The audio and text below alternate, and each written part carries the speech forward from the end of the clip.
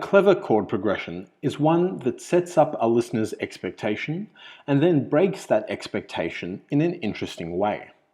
One song that does this well is Penny Lane by the Beatles.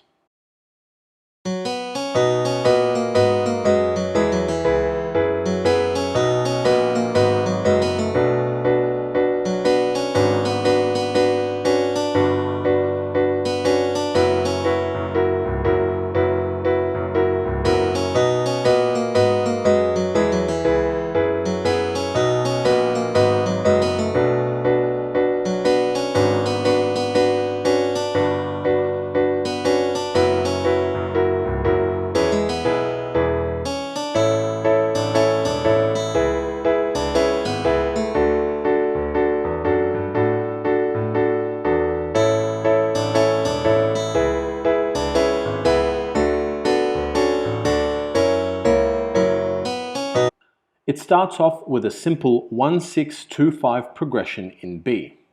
Everybody knows this progression. Everybody's heard it a million times. So right from the start, the listener has their expectations set.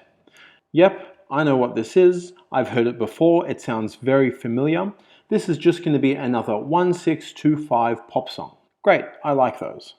But as you can see, we are not just using triads here. Already, the Beatles have made this a little bit more interesting by using seventh chords and sus chords. So we finished the first 1-6-2-5 cycle, but then midway through the second cycle, we abruptly change key with no forewarning into B minor, the parallel minor key. And this is the first thing that's interesting about this progression. We don't even finish the second chord cycle. We just slam into that B minor chord midway through our nice little progression with no preparation, hitting that new tonic chord straight away. And not only do we have a key change here, but we also change the harmonic rhythm. Rather than the chords changing every half bar, they now change every full bar. So it completely alters the feel and perceived speed of the song, even though the tempo hasn't changed. The next chord after the B minor is probably best analysed as a B minor 6 with a G sharp at the bottom. But it can also be analysed as a G sharp minor 7 flat 5, which is not in the key of B minor, but rather is in the key of A, which is actually the key that the chorus is in. So we're kind of foreshadowing the key change that's going to happen in the chorus, and so slightly hinting at it here. Then we move to a G major 7, which is the 6th chord in B minor. We then move back to the F sharp 7, which is the 5 chord in both B harmonic minor and B major, before returning to the start again for the second verse. Now the second verse does the exact same thing, but finishes on an E chord, which is the 5 chord in the key of A, which is where we're modulating to for our chorus. Now what's interesting here is that pop songs tend to modulate up for the chorus. In music, this is something called the truck driver's gear change.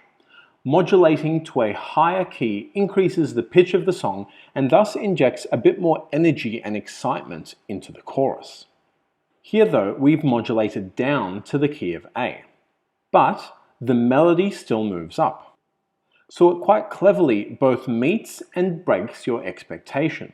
The rise in pitch of the melody injects some energy into the chorus, but the modulation down a whole step also creates a bit of cognitive dissonance.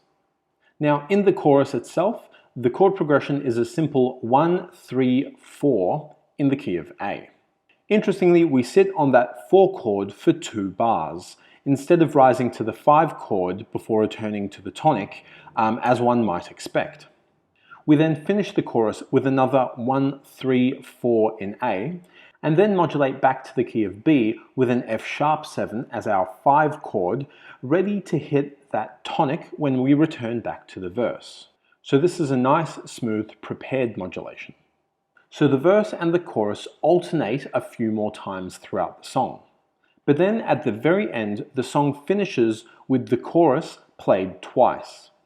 The first time it's in the key of A, just like all the previous choruses. But then when we repeat and get into the final chorus, it shifts up a whole step and plays the chorus in the key of B.